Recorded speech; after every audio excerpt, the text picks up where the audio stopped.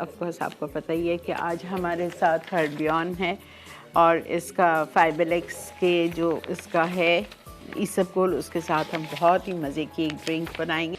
हमें लेना है आइस क्यूब्स। ये देखें खीर हमने निकाल दी है।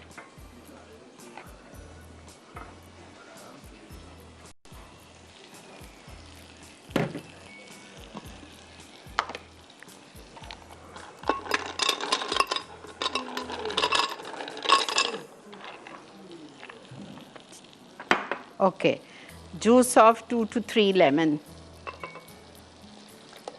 2 नींबू का juice, castor sugar, blue colour,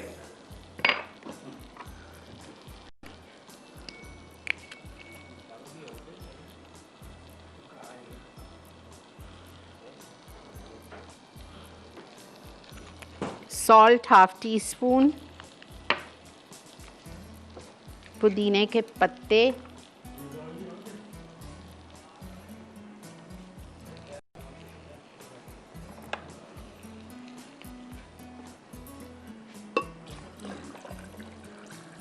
आपका कोलेस्ट्रॉल का लेवल, क्या बेटा, आपका कोलेस्ट्रॉल का लेवल कम रखता है, हाजमा सही रखता है, इंडाइजेशन नहीं करता है।